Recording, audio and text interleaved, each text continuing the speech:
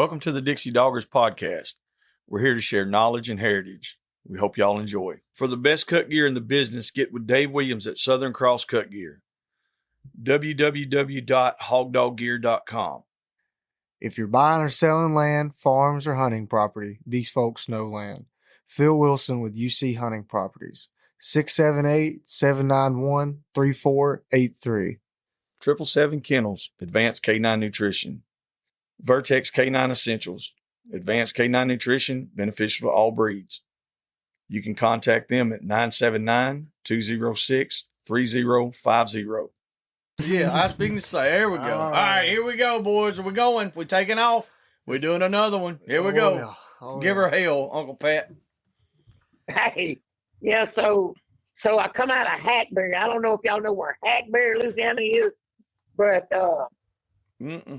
you just about got to have a ferry to get there. It's on the Gulf Coast. Oh, okay. And we was drilling a well down there. I come out of there the other evening, and damn wheel bearing went out on my Toyota. Oh, That'll work. And, well, the good thing about Hackberry, Louisiana, it's only about 45 minutes from Jake's house over by Orange, Texas. So I called Jake, and he was in the bathroom, I think, on the toilet or something. I don't know. And, it makes sense. peddling the dog feed and shit. He said, it'll take me a minute, but I'll come get you. I said, okay. So I went ahead and called home and said, just pick me up at Jake's. And I just left my truck. Jake's getting it fixed for me. And I'm going to pick it up one day next week down there. But it's just been one thing after another. I put a new barrel. I got a 6.5 Grundle on an Arrow Precision billet, one-piece billet receiver, really nice. Had an Anderson armed barrel. You know what that is? Mm-hmm. Really, really good chrome moly barrel. Some of his jamming on me. And I ever since day one. So Really? yes. So I got offers to go on this dog hunting lease down there. I ain't gonna say where yet. I'm not gonna project nothing, but I'm going. Run some deer dogs. So I'm not much on, y'all know I ain't hunting no shotgun. Yeah. Shit on that. I want my rifle. So I ordered a damn barrel, either a Faxon or a Shaw. It was about $300. This barrel, right? Heavy barrel, 18-inch stainless. This sort of fixed my problem because my gun's jamming because it didn't have a chrome line barrel, like I should have got. Mm-hmm. Because I leave it in the truck, leave it on the tractor. I mean, it's like a claw hammer to me. I mean, yeah. So I don't have a spanner wrench, so I just tell a guy to throw it on for me. He throws it on for me. I get out there and nothing. I look and the firing pin's broke. So it's just been one thing after another. But I bought me a truck from Jaybird. I bought Jaybird's old white Dodge Dooley flatbed. Nice truck, Dodge diesel. So I've been sporting that around. Hell yeah. Went out I got a little bit of hog rooting, which say all that, I don't have my Toyota to go into the bottom with. Mm-hmm. I don't know if you ever know, but it's a 4-wheel drive, but you're not going down Flat Fork Creek in this son of a bitch. I don't care if you got 44 super swampers on it. Too heavy, yeah. Oh my God, you got to have a really good side by side or a Toyota that's jacked up a little bit with some kind of aggressive. We live in a bottom. So the hogs kind of moved in. I hadn't been down there in 3 weeks. The truck's been at Jake. And that's because it's my fault. I didn't go get it. I left it there till he fixed it to get it out of his yard. That's how you do But it. anyway, well, I want to go hunting. Him and Roosting went the other day and caught kind 8. The day I posted them, I said, anybody seen these two trespassing on camera? Yeah. Well, that was a picture from hell. This past spring, I took people down there around Bridge City somewhere. And I knew they had been out. Well, I had some people stirred up about that picture. Yeah. But really, they were somewhere else. And I think they called him kind 8. Said his puppies from Will Booth did real good. And He was happy with that. Well, that's good. But anyway, I went down there and caught me a ride today to go put out some tired corn. Four of them hogs had rooted up in the field bad. I'm going to catch hell when Kevin comes home because ain't been no hog rooting here in years, you know. Mm-hmm. Well, them low yard dogs followed me, and hell, I figured at noon I was safe. You know, they ain't got that good a nose. They ain't worth it yet. But I guess not. They hit a track, went down there, and I heard them when they bayed up. They didn't bay long, and because I had about 15 of them with me. That's another problem. If I had about 2 with me, I probably would have held it. Mm-hmm. Means so much is probably with killing pigs and shit and made them break. And getting put the pressure to them. Yeah, and every one of them silent. Mm-hmm. What a shame. I don't know where they went. Yeah. You know, people will say, I gotta have him silent. Whatever. Yeah, well, the way I run it ain't too good for me. Because they said, why don't you put a tracking collar on him? I said, if you can put a tracking collar on him, put it on him. You might get it on him, but you ain't gonna get it off. Yeah. Some of it will bite you. Crazy bastards. But I do gotta say, you seen the set of puppies I posted, the long-legged, nice, half July, Kimmer Cur puppies? Yeah. I made a deal with the boy from Louisiana, Prior Gibbs, and I'm going to loan him out my. You know, I used to have a dog training, a complete facility. I had an indoor spray pen and everything over there. We were starting 60 or 70 dogs a year, you know, for people. Yeah. For years and years and years. And I got a 40-acre high fence. It's all timber. With a few little roads in it. It's thick. I mean, it takes a pretty good dog to find a hog in there if it ain't but a couple. Oh, yeah. They can go 500 yards one way and 400 the other before they hit a. Shit, I know dogs that won't go that far. Oh, hey, I'm looking at one laying right here by my feet right now. Hey, I'm looking at a shit-eating son of a bitch right now that I guarantee you wouldn't go over 250 to save his goddamn life. But, so I made a deal with Briar, and it's going to come out. And but to say Pat's going back in the dog training business, no way. Mm-hmm. No way. Okay. No way. I'm a set Briar up because I trust him, and he seems to be like our kind of people. And, he does. I've talked to him several times. Oh, you know him. You know who I'm talking about. Yes, he waited patiently to get his buckle from the Shankathon. It took us, you know, had a bunch of stuff come up, and we got the buckles to him. He was cool as everything. Never said anything sideways or out of the way. You know, hell, he told me too. You know, and I talked to him about actually starting a couple of dogs for me last year, and but I wound up having time to do it. But I actually had thought about sending him a couple of pups. And then I talked to Nate a while back about maybe sending a pup or two over there and just seeing what the difference would be from somebody else starting them in a different area than versus what we're starting them here in our area. Just to that see, makes sense. You know what I mean? Like to see, hey, or what we're doing, is it really working better? Or because I can't say that it works better because I haven't had any of our stock started anywhere else. We just now starting to get to that point. Well, you talking? Go ahead. Yeah. No. Go ahead. I didn't mean to well, no, we got pup down in in Florida, and I mean the ones that we kept out of the litter, we're just now getting them started good, and that pup down there's a stud. Like, I mean, it's doing its own damn thing. He's finding hogs, you know, and being very consistent. And that just shows the difference in the amount that guy hunts versus the amount of time that we hunt, and also the property and the geographical location where he's at, the amount of hogs he has. Yes. Not that Brian needs any help, because I don't think he needs no goddamn help from the dog. I'm going to work along beside him just because I want to go. And I compete myself because I want to go a little bit. There you go. I don't want to be responsible every day for it, but I'm going to help him get started. And what I'm gonna do, I'm gonna check the fence for him. Ain't nothing wrong with that. You know, he don't need no help with the dogs at all. So the public out there, y'all get ready. I think we're gonna go over next week and start looking at it. I mean, there's nothing wrong with it, but just maybe clean it up around there and getting her filled up. Hell yeah. And then Jake can tell you that one facility, 2 trips to that one facility, and you'll know what you got, and they're ready to go on the outside. I ain't saying they finish dogs. I'm saying to some bitches to leave your feet and go bang a hog and run a deer, something. You know. Hell yeah.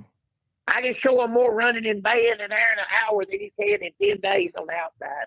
I don't care how many hucking hogs you got. They can get left behind. You know, that's where I started old Goose at on the outside, was in there. There you go. Hell yeah. Okay, so you talking about your line of dogs, That's what Mr. Criddle was talking about over there. What's his name? Baden? Yeah, Baden. Mm-hmm. That's what he was talking about. At what point? We'll be back after a quick break. Quick thanks to the supporters of the Dixie Doggers podcast. Light Hounds. Southern Cross Cut Gear. Phil Wilson with UC Hunting Properties. Rankin Ranch 38 Cattle Company. 777 Kennels Advanced Canine Nutrition. And the old Boars N Broads.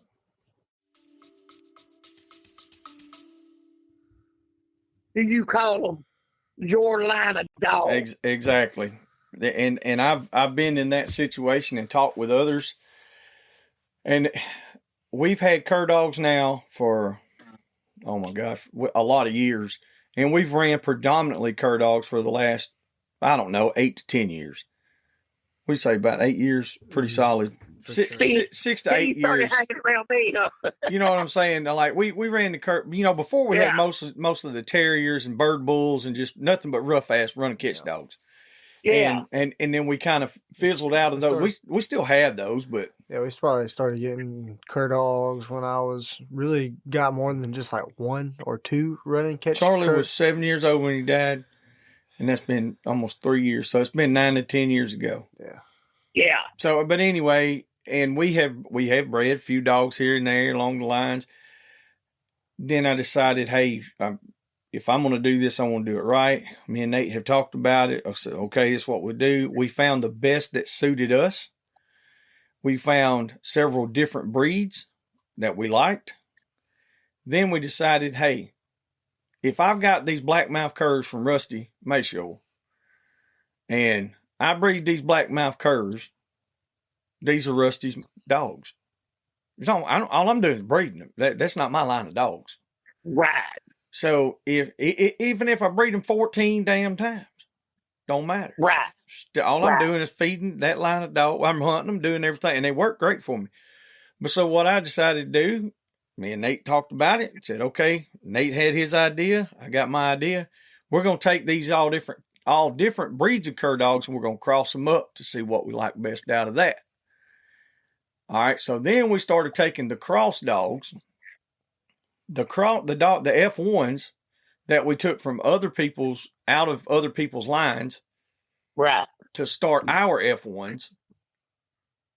That's where our line started. And the only reason I say it is because these are F1s. If they were pure breed cur dogs, this still wouldn't be our line. All we'd be doing is breeding other people's dogs. Well, and I agree with that, and I think Mr. Baden agrees with that too. But it's when you make that first one out. Yes, there you go. That's what I said. Our F1s, instead of just a first out, we went all the way out in the beginning. Right. You know what I'm saying? So we crossed a blackmouth cur and a Catahoula. We took 2 different lines and put them together. Yeah. Okay, now that's the line that we want to concentrate on. Now we're breeding those dogs. And those dogs... And that's when they become your line. That is our line, yes. I agree with that. And I'm sure we might get some hate mail behind it. I don't know. Well, I don't know how else to really... I mean, how long do I have to breed them? If I've got away from their line of dog, if I used it as a foundation, and I claim that, I say that, I'm like, hey, I got the mama of these dogs from Russell Holiday. I got the daddy of this dog from Miss Joyce Shaw. And now I've got these puppies here, and they've grown up, and now I'm breeding them. This is our bloodline. Yeah. You know what I'm saying? But now, because they're two different breeds, that's the only reason I even say that. You know, like you said, if I was breeding all stuff I got from Floyd Boudreaux, if I got a couple of dogs from him and I was just breeding those dogs, now like you said, when I outcross somewhere, and then I done that on another side over here and had two of them, I put my outcrosses together. Now I got a whole separate line. If you was to walk down my pens right now, mm-hmm. you would see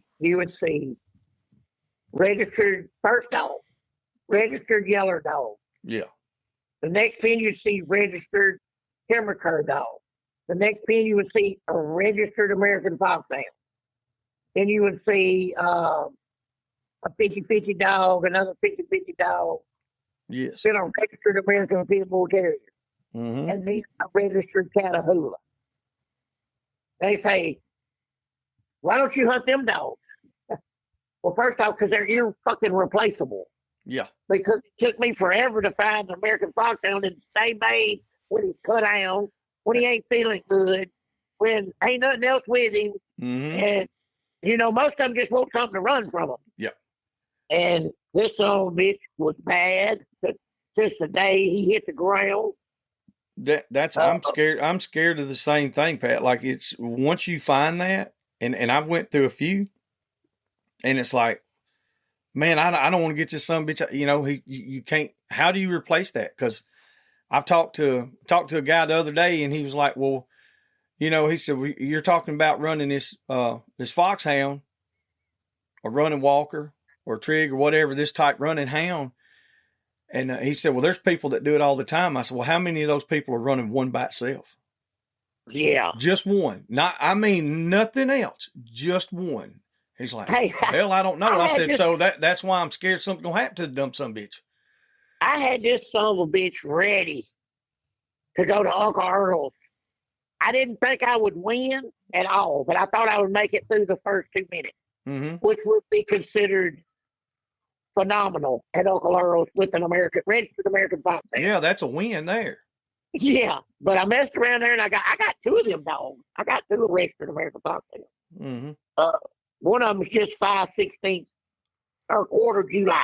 A little more than a quarter July. But he's still a registered American Foxhound. A rental dog. Didn't release daddy. Mm-hmm. I put them in there together and chase. Yeah, some of the bitches didn't even bark. Yeah. I took them to Uncle Earl's, 1 minute and 1 second on the clock. Damn. Hog out. Hog. I'm a bitch. I didn't want to win. Mm-hmm. I wanted to make the second round. That's Jake, right.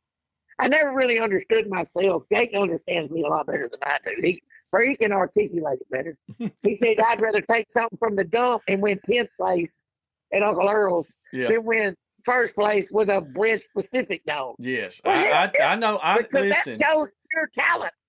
I agree. I 100% agree. I think that's one reason me and you we can communicate. Like, I know where you're coming from with it.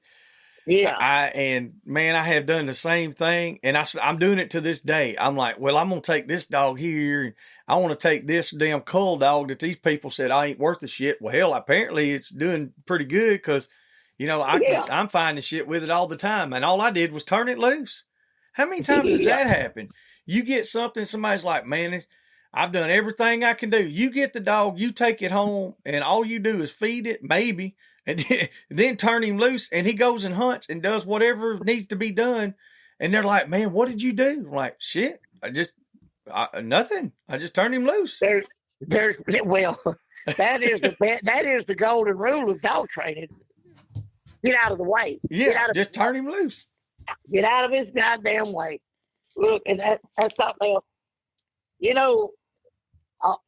there's a lot of, and we was talking about this conversation come up about rodeo, but it's the same thing about hog hunting. We all Generation X. Yeah. Well, they gave us the right goddamn letter too. Ain't no doubt. Could have been Generation Triple X if they had followed Hill a while. But you know, I don't know nary a Generation X that would trade the 80s for the 2000s. No, not a day. Huh? Not one and single I know a day. lot of what are they now? Generation Y's and Z's or whatever. LGBTQ. Whatever they are these days that hunt.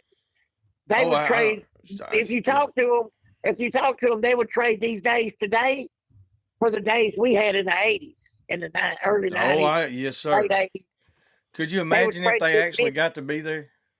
With the eggs. Oh my God, we had so much fun. When you could just but literally there wasn't stop. no hog hunters in them days. Look, when you literally could just stop on a cutover and just kick them out. You didn't fucking go ask or knock on no doors. You didn't have to. You just hey, and I can tell you right now, I have been, and the landowner pull up and say, "What y'all fellas doing down here? Y'all doing any good?" We had beagles out there burning the rabbit's ass up. And we're like, we killed a few this morning, and then me or my dad or somebody will say, "Do you hunt around here much?" He said, "I own all this." Oh, really? Yeah. He said, "Man, y'all need to go down to this end. Bring me a mess of rabbits by the house." Right, that's right. And you did. Yes, you did. And then next thing you know, I mean, you might go hunting with him. He might come hunting with you. There was never, I'm talking about, and if there was somebody who did say something sideways or crossways, usually he didn't have too much to say anymore. Because somebody tuned his ass up right on side of the road. I noticed it, about 10 or 12 years ago, whatever, we was doing a magazine. The magazine was big and thick, and we was in it hot and heavy, and got this picture in, and I didn't know it. Ed always picked the cover. I ain't never got nothing to do with that. Mm-hmm. And magazine come out. I looked at that hog and that dude on that cover in his story. I called him on the phone.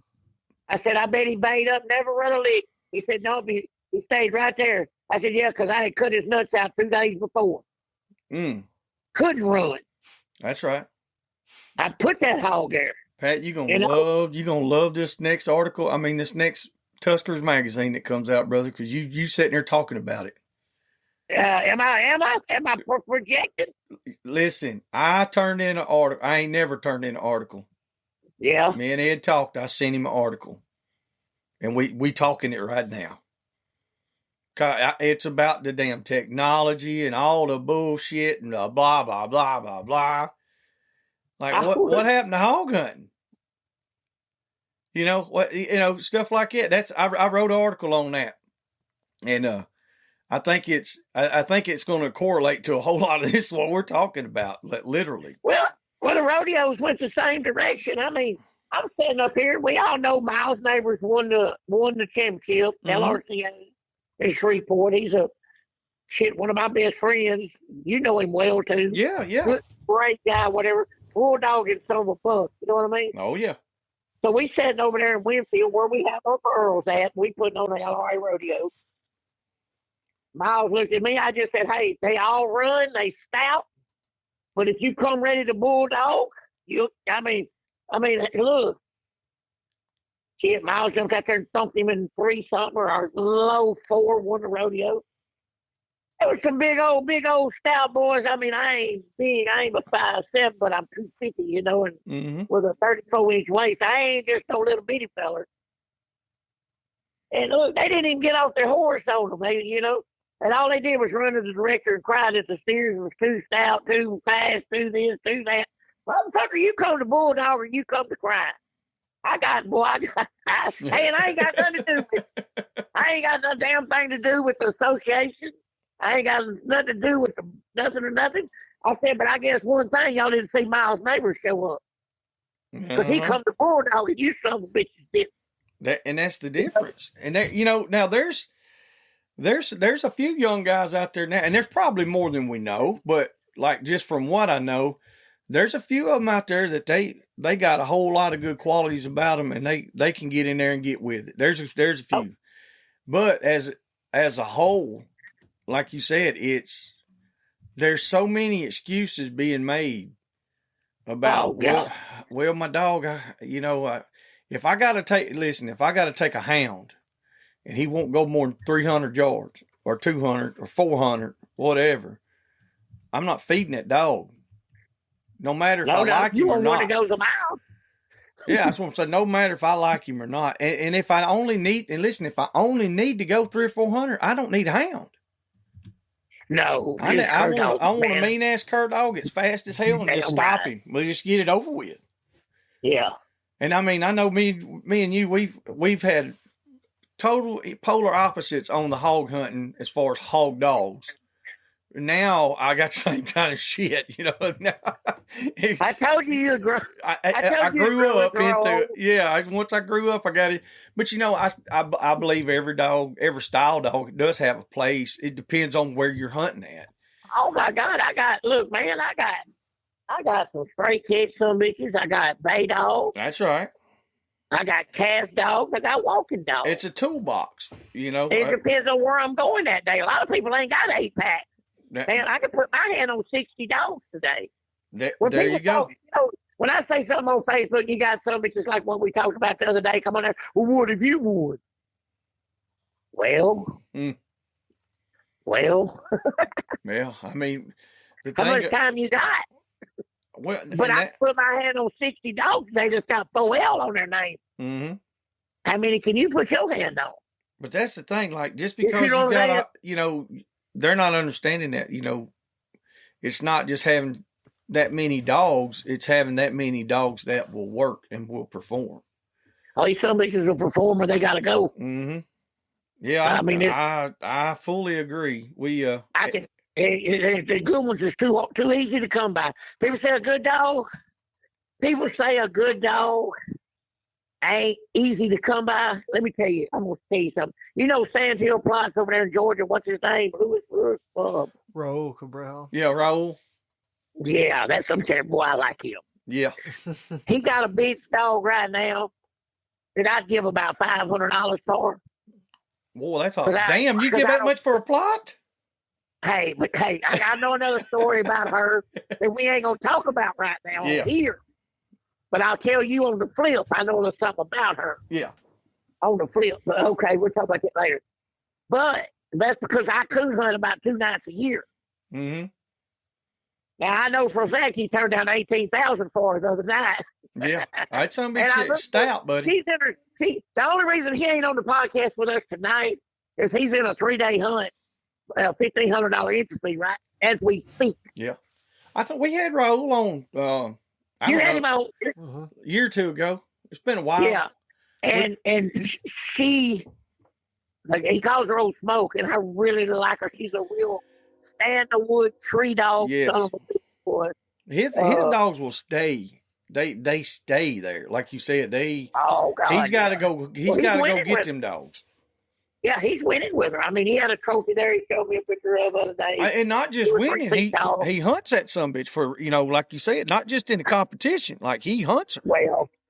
Well, that's what it takes. He feeds her dog feed one day and goddamn cool tracks the next. Yes. He does it a I'm lot. probably sure he feeds her every day. That's a joke, but you got to be so careful what you say today with these Generation Y, XLBTQ. Yeah. Whatever. You do. Before I make the youngsters mad, I'm gonna That's it. Fuck you. You're already behind. Yeah, I am. The only reason they're listening to this is because they're already mad. Oh, probably so. I don't. The hell of it's going to be, Pat, when they get our age, they're going to be doing the same thing. They're going to say, you know what they're going to say? I know exactly what old Pat was talking about. Yep, just like we do. We're like, damn, I know exactly what Daddy was talking about. My daddy told me to take some foxhounds and make hog dogs out of them, but I didn't listen. $50,000 later, I went and got some of his foxhounds for free and made hog dogs out of them. There you go. But I didn't pioneer that now. Old Chad Bird lives down that Sabine River bottom below Toledo Bend down there towards Dayton. And he had the first one I ever saw on Lemon Spotted July. I bought it. Me and John Simon bought it. She wouldn't cheap either. Really? The only reason he sold her was he started getting in trouble. because that son of a bitch could run 20 miles. I mean, you was going to end up everywhere you didn't need to be. Yeah, I can see that. Oh, yeah. You know, we do them little short videos I'll put up every now and then. I'll be like, look, this son of a bitch, you know, like, what is he doing? And there's some that I hadn't put up because I don't want nobody to know. They don't need to know. Okay. You know, it's like, holy shit. I don't know. One of the last night we had a couple guys come in from the mountains, and he kept talking about. He's like, I want to see what that old Rick dog could do. Now it wasn't just him too though. We had a damn old red bone out there that's hung in there that night like a sumbitch. Mm-hmm. I will say that damn red bone, buddy, that motherfucker, he was full grown that night. Well, we dropped at 8:30 that evening, and at 5:30 next morning we was coming home, and that was. God almighty damn. That's why I don't run them damn walkers no more. Like, and they was not ready to quit. Oh, Rick, he just turned around and looked at it, and they was like, get here now, you son of a bitch. I say, Rick, come here. And he put it in. I was like, thank you, buddy. He's one of the, we've had compliments on that part. They're like, damn, you can call him out. It ain't easy. I go down there and pet that motherfucker every day, though. Yeah, Rick's my friend. Rick sees me and gives me some toots because I want to be his friend. Please come to me, Rick. Yeah. Because sometimes he'll cross that road and he'll take about 2 steps to me and he'll look at me and he'll give me a side eye. Say, you motherfucker, don't you do it. And he'll take off. I was like, oh, well. You might as well come back to the truck. Like, there's been times where it's like, hey, let's just go eat lunch. Oh, yeah. And like before with the cur dogs now, I say we had some pretty high power cur dogs, but man, they just can't run like that, you know. So my message to the young crowd is, when you're choosing a hunt partner or a hunting group, make sure their character can keep up with your goal. That's a good one. And you know, that's y'all's Uncle Pat lesson for the night right there. And that's because I learned this shit the hard way. Got my feelings hurt, you know, for about 10 seconds. I ain't got a lot of feelings hurt. If you make sure them people's character lines up with, you know, can keep up with your goal, you won't have no trouble. You hear them acres hitting that tin roof? You hear that? Sound like a gun going off. You remember the story I told Carter about the acre? Oh, yeah. And all it's ever going to be. Yeah, that's right. So I held up that acre. I showed Carter. I said, what do you see? He said, I see an acre. I said, let me tell you what I see. I see an 80-foot-tall red oak tree with a bloodied 8-point under kicking on its side and a squirrel in a nest in the fork of that son of a bitch. Yep. Because it's in there. If you put that in the ground and water it correctly, if you tend it correctly, that's what you'll have in enough time and patience. Puppies ain't no damn different. There's a hog dog in there. Figure out how to water it and get it out of there. Yep. And you won't have no trouble. And if you look at lives like that, you'll be. I mean, there's a lot of them probably done heard that story because they listen dedicated, but for the ones that didn't, that's something to think about, ponder about. Next time you see an acre laying there, think about, you know, that ain't just an acre. What's the end? What's the maximum point? That's right. So this is going to go into a Bible verse, and it said, Jesus said, faith as a mustard seed. And all them preachers preach the size. But it is, mustard can't be cross-pollinized. You can mix it with whatever other plant you want to mix it with, and it's still mustard. Mm-hmm. So it is incorruptible faith that moves mountains. That's right.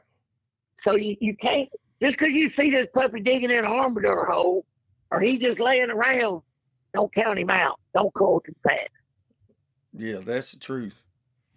Because another Bible verse is, it says, made man and gave him dominion over every living thing.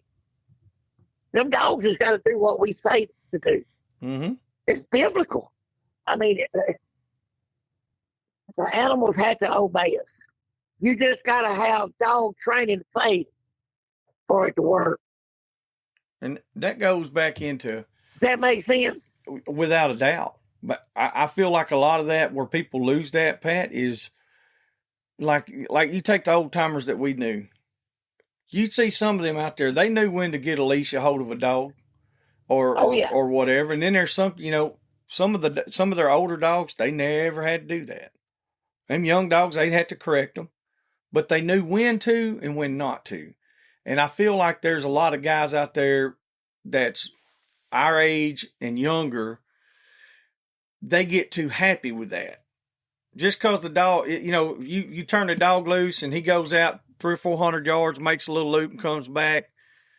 And then you send him the other way and he does the same thing and comes back. And he's still kind of a green dog. I'm not going to whoop the shit out of the dog, first off, because he's going to hunt. Well, is there game in the area? Has any other dogs went on out, rolled out further? Are they running a track? Look at the whole situation, like you said, not just on the culling side, but on the correcting side as well. Because I've seen guys give a dog an ass whooping, and I'm like, bro, that might have been a little too much for that pup that early. I'm not saying don't, because there's times where you got to, hell, if they want to lay up under your feet and all that, sometimes you got to get them to move. I say get you a different dog. Ways to chastise them, I'm not going to whoop them like that. I just get a different damn breed of dog when it's going to roll.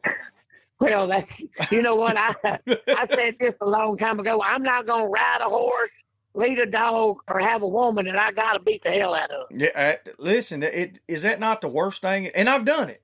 And I know you have, we all, I've done it. But I don't even want to do that. I don't mess with it no more. No, I don't either. Dog. Exactly. I'm like, you know what?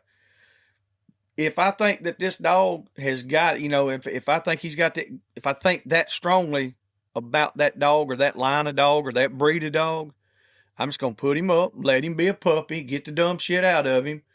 It'll straighten itself out. And I'm going to tell you, I've changed, we talked about this the last podcast. I've changed their environment and it bring out in them. Well, I mean, when I train dogs, I went by myself. Yes. Only person I let go with me is Jake. And when he brought his own, I let him do his own thing. Mm-hmm. I kind of followed behind him. And there's a few other ones. But I'm going to tell you, if I had somebody else's dog, they'd pay me to train it. I was just going to put it in the pen. They said, you ain't going to work him. I said, as soon as you leave. Yep. As soon as you leave, Father. Don't worry now. I'm going to work him too, because I love this shit. Yes. But I can't train him if you standing there trying to train him too. Yeah, and he want you to pet on him and shit. Either that or he's scared to death of you. I've had that happen. I've had people bring me dogs, and them damn dogs be pissing on themselves. I'm like, good God Almighty. Hell, I've had old ladies I've been scared to death of. I didn't act right with them. That's right. But that changing that environment, man, that's something right there that I think people overlook. Well, what we talked about a while ago. Think about it. Somebody gives you a dog because, man, this dog ain't doing worth the damn. And you say, hell, give me that son of a bitch. I'll take him to the house. And all you do is change that environment. And, and it might be a little different in the way you handle him. I don't get in their way. I did when I was younger. I screwed up a bunch of them. And, and I probably will some more, I'm sure. But generally, I just try to get the hell out of the way and let them. Look, if they run the other day, that son of a bitch was down in the bottom. Guy wanted to come watch that old Rick dog work. I sent him out. That son of a bitch, I said, we're going to dry cast him. He said, we're going to just cast him from the road. I said, no. I said, when I dry cast, I said, I don't want no tracks, no sign, no nothing. I want to go to the furthest place away from anything. And we go and we turn that son of a bitch loose, and he went probably 600-700 yards and just kept working around. I said, he's fixing to get something stirred up. Well, he finally strikes in, he starts running, and we found one damn track on down the road, and it was a gray fox. Do you think I was mad? I said, look at this son of a bitch here. Rick should have caught that gray fox, though. That's what I said. I said, look at this son of a bitch here. I said, I hope he's on this. Now, it wound up not being the fox. But I wasn't upset. I was like, I said, imagine that, a foxhound running a fox. But I know guys that would have lost their shit because that dog was going to run something else. Are you putting him right on top of a pig? Is there anything else in front of him? I don't do the whole trash breaking thing anymore. I used to. I try to beat that into y'all's head a long time ago. And I started listening. I'm damn 50 years old, damn near 50. And if you don't think you can't just slow down for a minute and listen to somebody else and it not work, you're crazy. Because I've done it. I've done it listening to you and just be like, because I always had them little terriers. And let me tell you something, you ain't trash breaking them motherfuckers. Oh, hell no. Dude, you trash break yourself or you mess. But now I did. I would to tear your truck apart for a wood rat, man. Bro, Come on. Hey, I got a Duramax out there. The whole fucking dash is tore out. Oh, I believe it. That some bitch went berserk in there one day. But anyway, it's just that environment. I really think more people, especially you younger guys out there, y'all younger hunters, if you get a dog from somebody else that has a big pack of dogs and they push them dogs real hard and he's got this other dog over here that, well, man, he just ain't up to speed with these other ones. Hey, don't be scared to take a chance on him. You take that some bitch home, he might be the best dog that you've ever had. You can't never tell. That environment. You talk about slowing down. Mm-hmm. And the 80s was better than the 2020s. Yeah.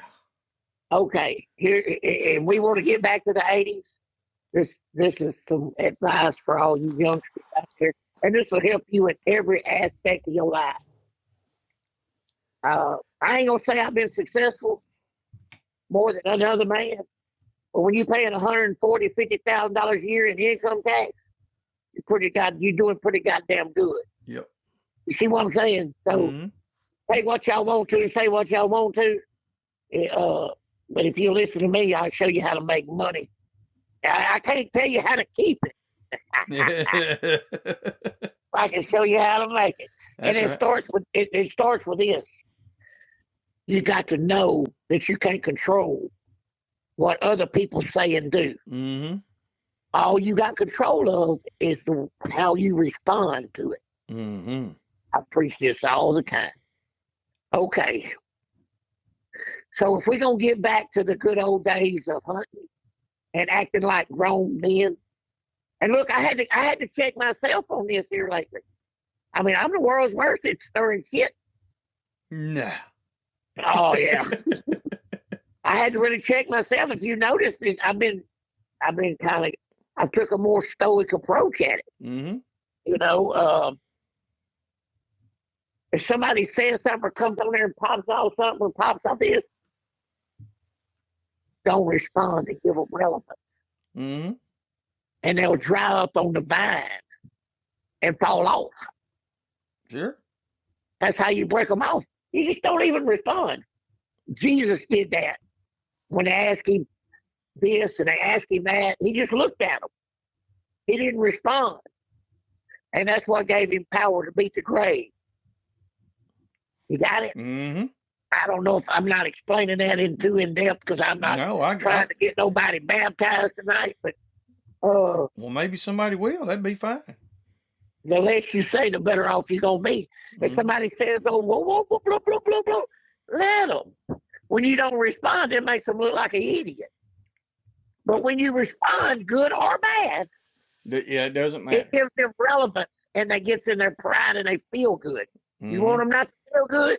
Don't respond. My wife left me at Uncle Earl. Said, "You go to Uncle Earl, I'm gonna leave you." She wasn't bullshit. Yeah, she was not with you at Uncle Earl's. No, she left me.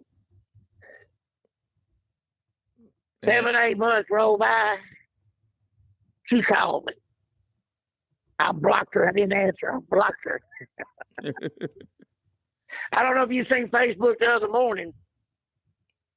No, the one I got now. It's been 2 years, right? Yeah. 2 years and whatever.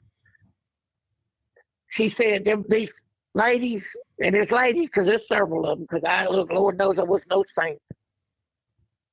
these 4 a.m. phone calls need to stop. Did you see her post that on Facebook?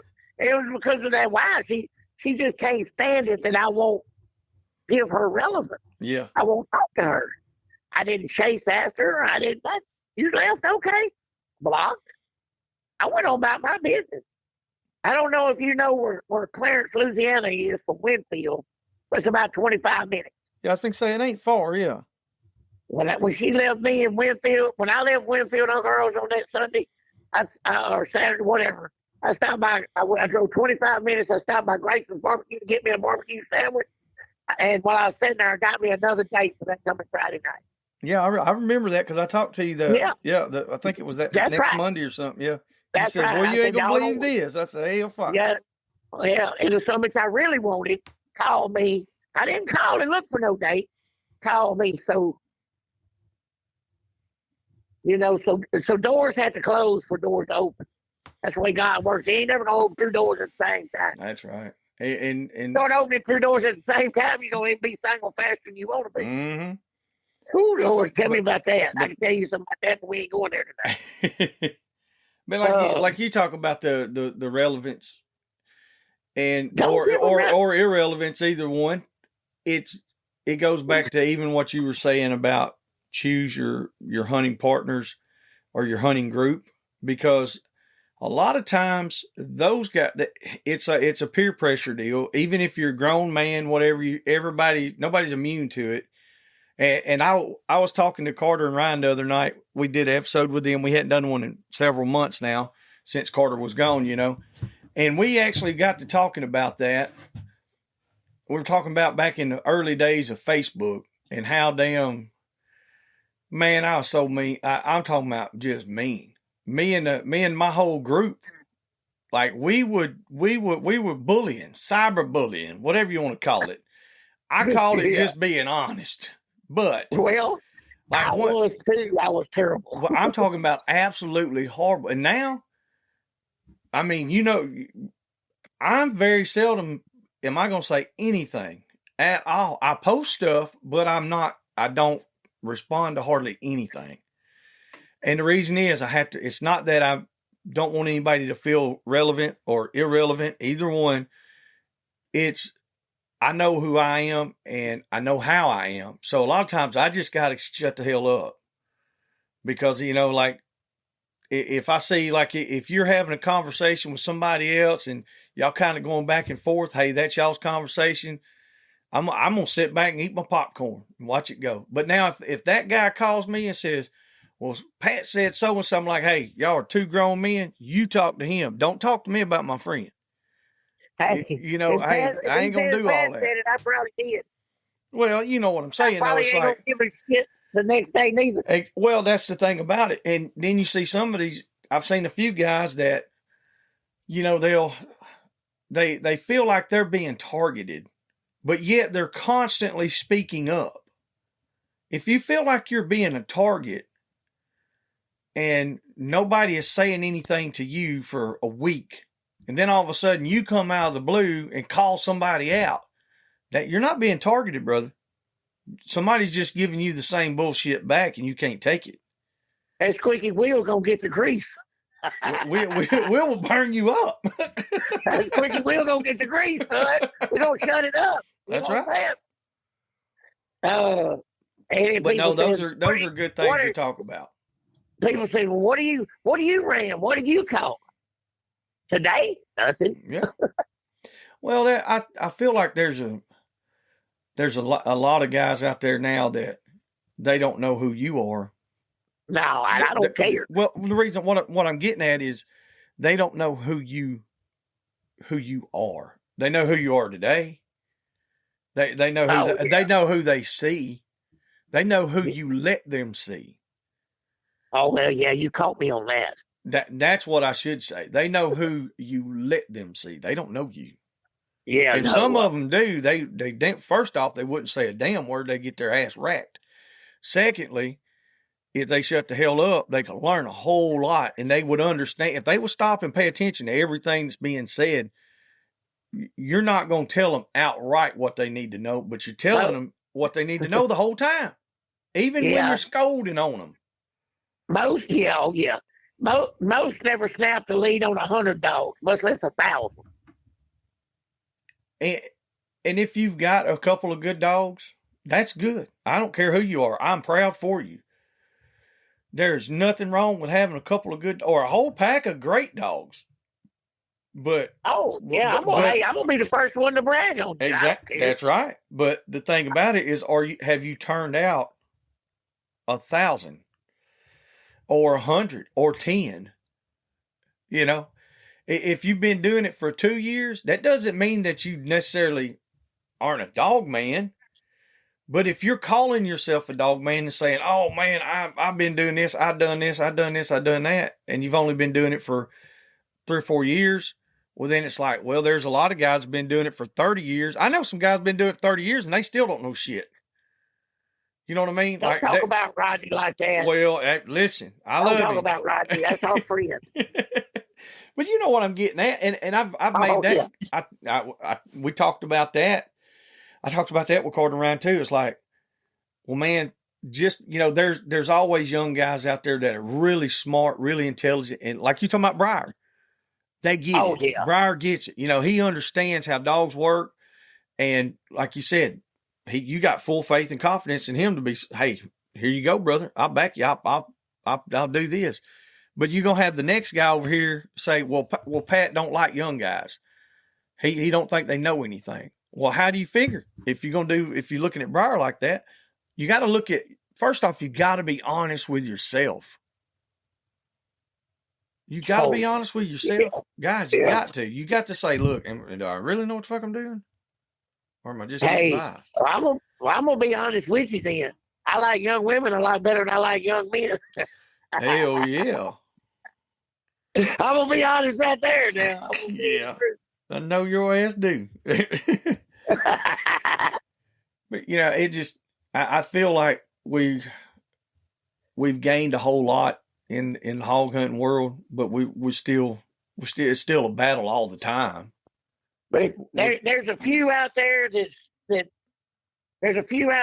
just won't quit. They just keep on and on and on because it's the only thing they got in this world is the bullshit. You hear that acorn? That scared the shit out of me. That sounded like a damn rifle. Hey, that's 10 roofs, man. I'm under 3 big oaks, like 1 big white oak, 2 big red oaks.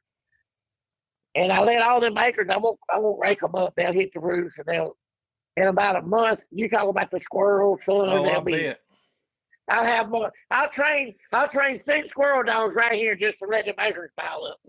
Ain't no doubt. I learned that from old champion Ricky Ware. You know what I'm talking about? Yes, sir. Yes, sir. I learned that from Ricky Ware in Tishomingo, Mississippi. Yes, sir. Ain't no doubt. Yeah. One thing they can't say about me, there's a lot of things. None of them ever met me. They can't say they know more people than I do. Yeah. If a son of a bitch is a good dog, man, I probably know him or know of him. Yep. Well, I had that discussion, I don't know, it's probably been about 3 or 4 months ago. I might have told you, I don't know if I did or not, but we were talking about it, and like, guy was wanting to cull these pups at like 5 months old. Oh, God. Yeah, and he's like, well, they just ain't doing it. Like, then I seen videos, and it's like, 2 of them were doing, or 3 of them were doing really good. And 1 of them was engaging, but would start playing around. I was like, shit just needs a little time. And that's when it really struck me. It's like, just because you have money and you go buy dogs, that does not mean that you need to make these type decisions. It's your dog. You do what the hell you want to with it. But don't call and ask me for my opinion. And then I was talking with this guy about that same scenario. And he said, well, how would you know how to go about all this? I said, what do you mean? He was like, well, why do that many people call you? I said, well, it's probably just because of the people I know. Well, yeah. He said, what do you mean? Yeah, that's what I told him. I said, I'm in the loop. He said, I don't get that. I don't know what you mean, like the loop. I was like, then you're not in it. I'm not being an asshole, but you're not in it. I said, it's after you've been doing it for 20 years and you give away dogs that are worth thousands and thousands of dollars. Yeah. And some old guy sees it and he's like, damn, you give that puppy to that kid? Like, yeah. And then you give that old man a puppy and it turns out to be one of the best dogs he's ever had. Yeah. People kind of get to know who you are a little bit. And not just that, the bigger name people that have been doing it for a long time. Like I had a guy tell me about one of these Kimmer dogs. He said, well, I don't think that's a Kimmer dog. I said, it came from Robert Kimmer. He just looked at me. I said, well, some bitch come from him. I guess you better call him and tell him he ain't up to par. He was like, oh, yeah. That's the kind of guys I can talk to. That's the kind of guys I'm going to get my dogs from. Yeah, one. You know, one thing you got to remember, and this is why a lot of people don't like me, because I'm kind of blunt sometimes.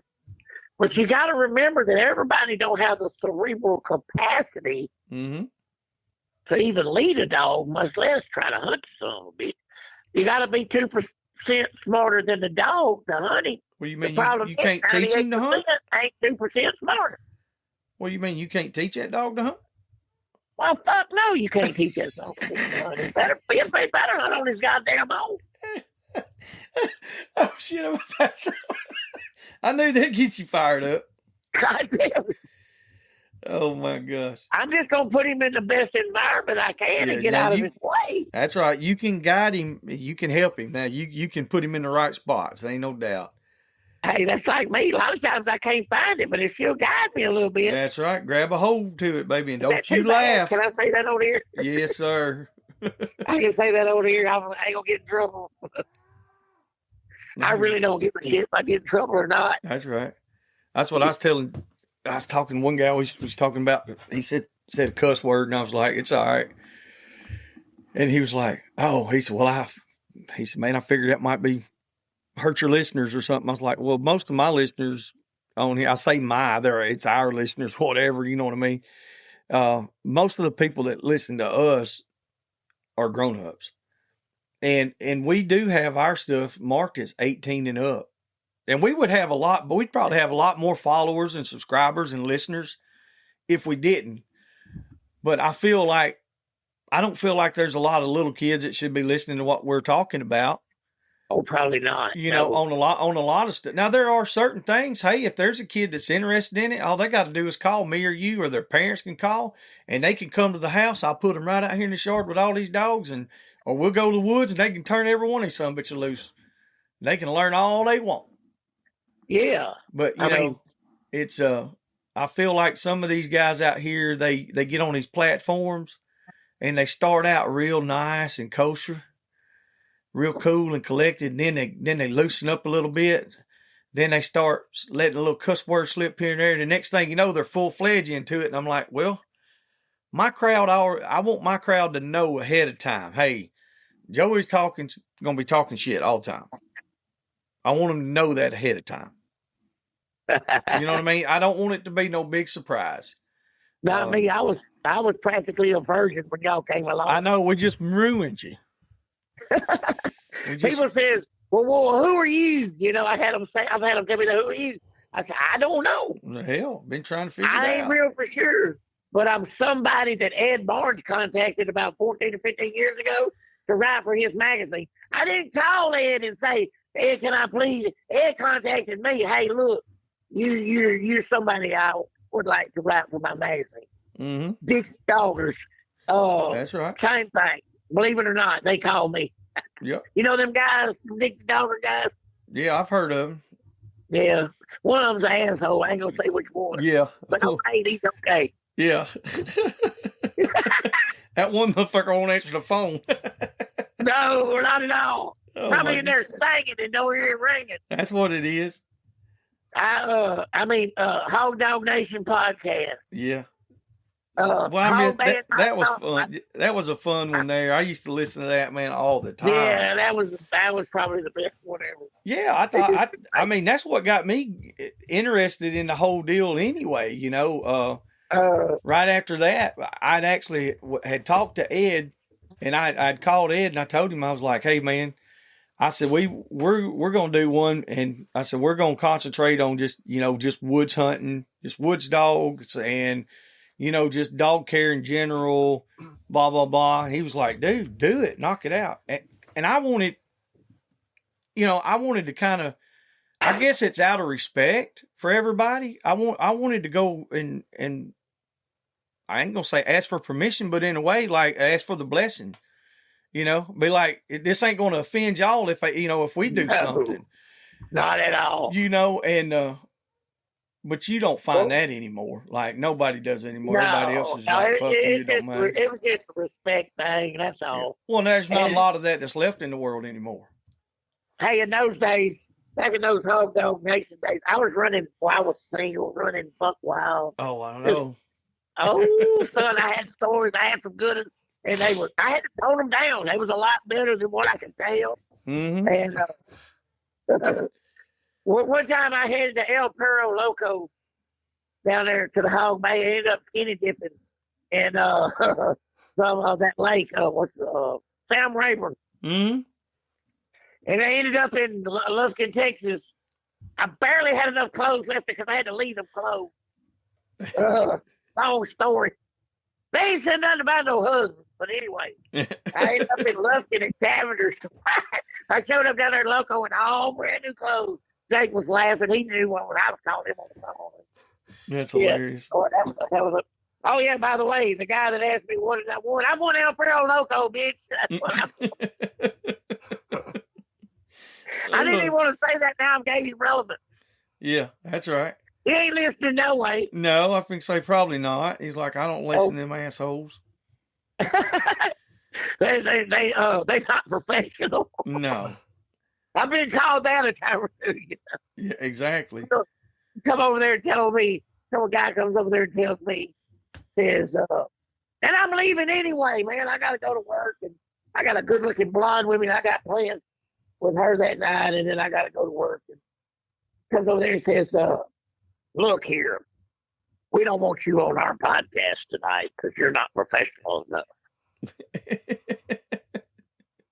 I looked around. I thought he was joking. Yeah. But anyway, you know the story. Oh yeah. It's funny now, And here's the deal. The professional is gone away, and I'm still here. The thing about that is, there's so many out there that are professional. They really are. Oh, and it's a lot better people than I am. I mean, me, you, they. We're doing the best we can do. We're doing all we can do. Hey, all that we know how to do. But we ain't asked none of them to pay no bills. And no. You know what I'm saying? We ain't asked none of them to do anything that they don't want. And there's a lot of them out there that would. I guarantee you, all we'd have to do is ask. But I've had more folks contact me and say, and this is crazy because I've had some of these guys, I've had their wives call me and be like, hey, my husband listens to y'all nonstop. He said it's more like sitting around a bonfire drinking beer with his buddies. He said, and she said, we do that. And that was one of the first times I'd ever felt enough relevance to continue on doing this shit. Well, and then it got to where I had a couple of them. They called me like, "Hey, my husband's birthday's coming up, and he's always wanted to talk to y'all guys. Can you call him on his birthday?" I said, "Well, he can be a guest and have a whole show." I know the fella that's running the deal. It just so happens. Yeah, and we can go straight to the top immediately with it. And now here's the deal. Now you call these other professionals and fucking do that. Oh God, man! And they look, and they falling by the wayside, and they always will. Yeah, But you call that, or when somebody actually calls at 1 o'clock in the morning from another country and just wants to talk and hang out, they're like, "Damn, dude, we listen to y'all all the time." Or what was it? We setting up the Pig Brig Sunday. Yeah, it's like had a guy. His dad's like, "You know anybody from France?" I was listening. I was like, "Oh hell yeah, I know somebody from France." I was answering. He goes, "Hello, is this Joy?" I was like, "Shit, we do know somebody." Yeah. He actually lives in Germany. Yeah. And he was like, "I want to come over there and come hunting." I said, well, come on. And that's when he said, y'all got this hunt coming up, this boar bash. And then, Boars N Broads, it started out as a Tulsa Standard hunt. And they parted ways with that, but we co-hosted because when it first started. I always sponsor a buckle. That's all I know. Well, that's what I'm saying. And when it first started, we were like, well, how can we help? What can we do? Because they always, Cards Around, they always help us in any form or fashion. They were like, we want to use the big bore score. That's a scoring system that Nathan came up with.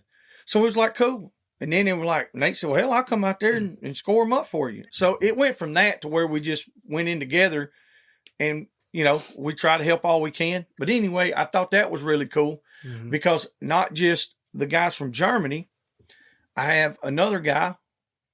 And I've talked to him before. I talked to him probably a month and a half, 2 months ago. And he's in the UK. Oh, JJ. He's listening, guarantee you. And I think he's going to come over and make the rounds and hunt and come hang out with us. Spend a couple of days. You know what I'm saying? You got people from all over the world now. And then Baden and them, the guys from Australia, they're coming in too, as far as I know. Oh, yeah. I'm going over there. That's what I'm saying. I'm not for sure how or when. International. I'm going to say this right now. I hope none of them wives call me because I'm married an Apache Indian that ain't got no conscience. She will get them. Wives do not call me. Have your husband send a text. Yes.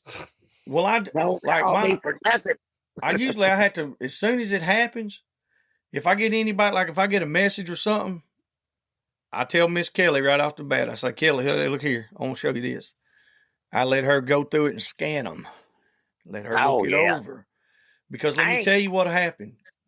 That son bitch will kill me. Oh, yeah. I mean, like, for real. I don't know. Death row. She will kill me. And listen, if for some reason there's a suicide or something happened to me, nope, she did it. That bitch killed me. Yeah. I'm just letting y'all know that now. I ain't doing it to myself. She'll do it. I ain't got no lock on my phone. No, I don't either. I leave that somebody's face up. Yes, sir. Believe it or not, I'm quite popular. And somebody goes off all the time, and she just, she understands I can't control what people do. Yeah. But boy, she's watching how I respond like a goddamn chicken home. That's like you said a while ago. Look, you just came full circle with it. How do you respond? Either good or bad. You give them relevance. It doesn't matter. You young guys out there, let these squirrels say whatever they want to say. That's because their dogs are shit. If they talking shit, they're usually their dogs are shit. Why? I talk shit because my dogs are shit. But don't think I can't put together 2 or 3 right quick.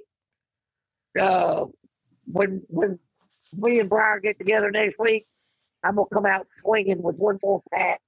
What we need to do? Let's have an invitation deal, Pat. Let's have an invitation deal. Dixie Doggers Invitational. Ask Uncle Pat Invitational. Have a fucking invitation only. And we'll go down there and we'll turn one showed out about 100 pounds in that 40 acres in one dog. And that's yeah, we'll do that. And you have a 15-minute brace. Now, I ain't entering it because that damn right here from the head eat son of a bitch. And that's the biggest puppies you ever had. I knew where you were going with that. Yeah, I was going to say. Oh, but no, like you said, all the arguing and carrying on all the time. Just because somebody says something, hell, man, laugh that shit off and go on and hunt. You ain't got to damn sit there and argue back and forth with somebody. Like you said, if they're out there and they're constantly just going and going and going, hell, when are they hunting? It gets away from me too. So y'all guys out there that know me, like I message a lot of people back and forth. Whoever messages me, I try to message them back every time. Yeah. Sometimes I'm busy. But anyway, if you see me on a rant with somebody, send me a message and ask me what in the holy fuck am I doing? Because it ain't doing nothing but tearing our sport apart. I'm trying to bring unity in between the woods and the bait pen. Mm-hmm. I'm not for sure that's even possible at this point, but I ain't gonna quit. I thought about it quitting. We're still gonna run the Sportsman's at Uncle Earl. We're still gonna do them drag races. We're still gonna have a dog show, and Uncle Pat's still gonna sponsor it. So if people talking about what I do, I put $3,000 to $4,000 out every year in sponsorship. That's right. That's what the hell I do out of my pocket. Yes, sir. I mean, I ain't bragging. I'm just saying. These motherfuckers want to know what I do. That's part of what I do. Mm-hmm. And the thing about it winds up. It seems like it almost winds up becoming the same 10 people across the whole United States that do that. It ain't nothing but haters. It's just haters. They always, no matter what you do, they think they're being cute, but they're being passive aggressive. Mm-hmm. And it comes from so don't get me started about the subconscious mind, but no, that right a lot of people don't know that I do calculus for a living. I mean, that's what I do. I do math. Not math, math. Oh, did somebody say math? Asking for a friend. See? Oh my God! Hey, let me tell you something that happened today at work. I seen this dude I hadn't seen in years, probably 10 years, close to it. And boy, he looked rough. I mean, he looked pretty rough. Oh God! No, it turns out it's good though. Last I'd heard, he had gotten a bad way, got to messing. We made I said the meth thing, but he got to messing with heroin, and it got hold of him. And when I got out of the truck, that's the first thing when he come over there, I said, "Damn, that's John." When I got out of the truck, he said, "Hell, Frank said your ass wasn't even gonna be up here." I said, "Well, we was pouring concrete at 1. We got done. We come over here to work. Blah blah blah." And he come over here. He said, "Man, I hadn't seen you in a long time." He said, "Just want to let you know." He said, "I got addicted to heroin." And I mean, the man just put it all out there. He said, I had a battle with that. And he's been clean for a couple of years now. And yeah. So, I mean, he looks way better, but he still looked rough compared to the last time I'd seen him. That's how bad it done. But he said that, and I know he had been to treatment but years and years ago, a couple different times. And he said that man, it was like 2:30 in the morning. His daughter had married this youth minister. He said, I went up there and knocked on that door and told that man, he said, I need to talk to you. He said, I'm ready.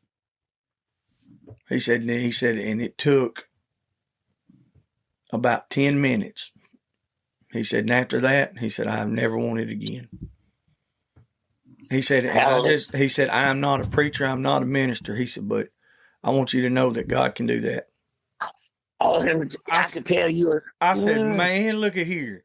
I mean, I was proud. I was proud. I was proud to know the man. Any grown man, that's our age because you could tell, like, there was a point in time in his life where he was kind of dodging everybody. He didn't want anybody to see him like it, like hell, he got where he wouldn't show up for work. He was ashamed. Yeah. He was ashamed. I've been there. He come through there and and that had just weighed on me all afternoon. He told me, he said, I just know I'm supposed to let people know. He said, but I don't want anybody to think I'm this Bible thumper or all this or that. He said, but it's helped me. He said, and it can help anybody that needs help. So if anybody's listening out there that if they're ready, you can call me, you can call Pat, and there's dozens of numbers out there you can call. Hey, ain't nothing you can tell me gonna shock me. That's right. I promise you. I'm right there with you, brother. I'm gonna have a story for you. I'm like, okay. Yeah, check this out. Okay, let me see here. Yeah. This is how I beat that. Mm-hmm. No, let me see. No, I did it this way. No, I did it that way.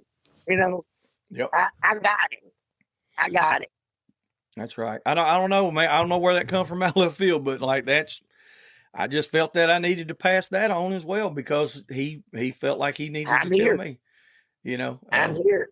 I may not can help you, but I'll plant the seed and get you in the right direction and get you in touch with the right people. Mm-hmm. But the main thing is, like he said, you have to be ready. Oh, yeah. That's Nobody can do it that's for all you. it's got to be. Yep. That's all it's got to be is you. And that's what he said. He said, man, once I knew, he said, man, I was just tired. He said, I was tired of running and chasing and looking for it. He said, I was clean 19. Let me tell you, I was clean 19 and a half years. I went through a bad deal. I didn't really want to live. And some days it's still kind of rough, but that's beside the point. So I pulled me about an 8 or 9 month run there. So it was buck wild. You hear me? I was making $1,000, $1,200 a day, working every day, and no bills, no old lady, no nothing. Just hey, I was like a damn bucking horse. I ain't gonna lie, son, or like a tomcat. If you wanted to pet me, you had to come over here. You might get fucking scratched. You know, it was bad. Being addicted before, and all I had been through that 19 and a half years prior, I knew when I realized I wasn't going to die and I was going to have to just suck it up, Buttercup, I just put something in front of me worth more than being high. Yes. Yep. And although that didn't work out, it worked for that day. It worked for that 90 days. Got the ball rolling. It worked for that 90 days. And it did. And my original job that I had lost prior to that, not because of drugs or anything, because somebody lied on me.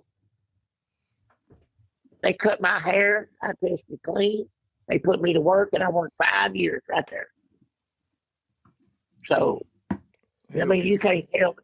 I mean, if you want to, being done wrong, man, suck it up. Shit. Yeah. I've been through the fire so much, I skipped through that bitch now. You ever seen the yellow brick road? Yes, sir. Put me in the fire, watch me go to skip it. Just skip across it so much. But I know what you're saying, and I'm gonna sum it up like this: what kind of men would we be if God snatched us from the fire and we didn't bring you back a drink of water while you was there? I can't pull you from it. You got to pull yourself out of the fire. But goddamn, I can bring you a glass of water. Yeah. You heard me? Mm-hmm. I can do that. You can do that. And anybody out there wants to talk about it, hey, I mean, I can tell you story after story. I mean, a lot of this stuff we brag and pick on, but I don't do that shit no more. Yeah. I mean, and there's stories. I mean, that's what stories. it is. If people knew, it's because people don't know who I am. What did I say earlier? They don't. Right. They know who you let them know. I told somebody that, and I don't know. It might have been me and you talking a while back, but I told him, I was like, you only know the man in front of you. That's all you know. You don't know. Or what somebody told you about it. Yeah, I was going to say, you don't know me. You don't know what all I've been through. You don't know my life. You know the man that I present to you. Yeah. That's how we are. That's like Facebook, man. People like, oh man, this old dude, man, he does this, he does that, blah, blah, blah. That we don't know that. That dude could be lying like hell. That son of a bitch might be a pedophile. He might be whooping his old lady's ass. You don't know what he's doing. That's on the internet. Yeah, there's a lot of people that are honest, but there's a lot that are dishonest. Oh, hell yeah. You know, and so they get caught up in that shit. I be telling a truth sometimes myself. Yep. And not the truth. You know what I mean? Oh, you're talking about whooping. Hey, you talking about whooping this old lady's ass? What do you tell a woman with 2 black eyes? I ain't saying what? Nothing. He done told her he twice. I was going to say, I wasn't going to answer that. He done told her ass twice. Damn. That's terrible. This old dude named Craig used to work with us. And all the time, he was talking about, he said, I don't ask my old lady shit, blah, blah, blah. And I told him, Pissy whip one on the job. Listen, we was gonna go catfishing down there at the dam. We are gonna go down there snagging, and he was like, "You want to go this weekend?" I said, "Well, I have to ask my wife." And I was joking. Like, she didn't care. Ella went somewhere every weekend. And then he started that shit. He said, "You need to get you a chain."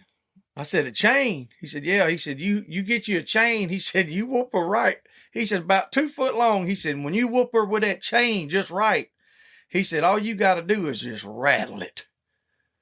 He said, "And by God, she'll get in line right then." Oh, God. So we go fishing, and this son of a bitch, he never did show up. So on the way back, we done been drinking beer all damn weekend. We come back. I said, "Let's go by Craig's house." We go by Craig. That son of a bitch come out and hit both eyes was black. His front two teeth on the right hand side was knocked out. It looked like somebody ran that son of a bitch over. And I was like, "Where's everybody at?" He said, "Man, me and the old lady got into it. I told her I was going fishing. Hell, man, her and her sister got into it. And next thing I know, she hit me with something. I don't know what it was." I said, "Damn, you should have rattled that chain." Hell yeah. He stopped, just looked at me. He said, "I was just playing. He got mad as hell, went back in the house." I was like, "Dude, your old lady beat you up. You don't want me to whoop your ass. Now go on in the house." And that shit was so funny. Like you said, that's the biggest whip ones of them all. That some bitch is barking, he ain't doing shit. No. And that's what I try to tell these guys about these some bitches talking shit on Facebook. If they talking shit, they ain't shit usually. Yeah, and especially because it's on Facebook. Oh yeah. You all get in one spot and see what happens. Y'all catch me rattling at somebody. Text me and ask me what the hell am I doing again. To get my ass back in the corner. I fucking lost my mind again. That's right. We'll get you straightened out. Y'all heard that out there, listeners. Y'all keep his ass straight. Yeah, I need all the help. Works well under constant supervision. That's what's my last deal at work, what they said. Comments in the comment section, my evaluation works well under constant supervision. That's funny. Man, look, you know what I told that judge about that whooping the women? I ain't going to say it again. I whooped the woman. I said, hell, I whooped 100 of them. Or better. He said, really? I said, yeah, with a sack of nuts. Oh, my God. He pointed to the door, and I had to go sit outside with a bailiff for the rest of the day. I have had to sit on that short bench outside before myself. Yeah, because I don't know how to shut up. I mean, I knew I should have just started there, but I had to be in there when he called my name. Yeah. Oh, yeah. You got to be there when they call that name. If not, that bench won't come out. Pointed to the door, and I said, the usual spot. I understand. No way, you ain't got to see the bailiff. I know. Oh, well, you got anything else on there, Uncle Pat, you want to tell them? I hope we covered some stuff that entertained people. Well, I think we do pretty good at it. I'm dead serious about that. Send me a message. If I don't get right back to you, be patient. I'm probably at work, and they don't like me being on my phone. For some reason, they think I look at porn and stuff on my phone when I should be working. Oh, my goodness. You have to wait till I get off work, and I'll message you back. I don't know why they would think that. I don't know. Probably the same reason I think Rodney does. Well, you may be on to something right there. I looked at that subject's phone the other night when we was putting the headlights in the truck. I was like, he said, well, I was supposed to have this bracket. And I said, well, hand me the damn phone. He's trying to look. He ain't having glasses on, I hit that damn thing. I scroll. He said, oh. I said, listen. I said, motherfucker, I know you look at porn all the time. Come on. You ain't hiding nothing from me. Shit. If you are a 53-year-old grown man and he's single, why would you not be looking at porn anyway? Well, I don't really look at it. I'm talking shit. I know, but I just had to talk about Rodney. I'm more into live action. I just had to talk about Rodney. Oh, yeah, poor Rodney. He probably needs all the help he can get. Hey, yeah, that's my buddy. I love Rodney. Shit, yeah. They don't get no better than him. No, he had a rough bump in the road, y'all. Y'all keep him in your thoughts and prayers. He lost his mom and his dad within 2 days of each other. Oh, Lord. Yeah, and he ain't said a whole lot about it, but he's doing good. He's pushing on through it. It's just a lot. Rodney's single? Yeah. It's hard to believe. Oh, I'm fixing to fix him up with somebody. I got just the person. Yeah, that's what he needs. He will check that prostrate on the first date, son. And he will be all about it. Hey, man, look at that. Rodney be all about it. He's asked me, he's like, have you checked my prostate? It's like, Rod, God dang, not today. Oh. Boy. Oh, well, Pat, man, we appreciate it. It's good talking with you as usual. Ain't no doubt about it. I think we got a good episode there. Oh, yeah, we got plenty. It ain't too bad. It ain't too good, but it ain't too bad. I think we covered some good shit. Hell yeah. Oh. Holler at me if something happens good. All right, I will, buddy. I'll let you know. Hey. Tell your sister I said hello. I got you. That's no get me killed. I'll talk to you later, bro. All right, buddy. See you. All right, bye-bye. All right, bye. See if I can hang this thing up. All right. There's another one, Uncle Pat. As usual, it always starts out strong talking about nothing. Ends up even stronger talking about nothing. But somewhere in the middle, there's something. Just remember that. So, until the next time, we'll see y'all. Thank you. Hope you enjoyed that episode. If there's anything or anyone you'd like to hear on the podcast, or if you'd like to come hunt with us, don't hesitate to contact us at dixiedoggers01@gmail.com.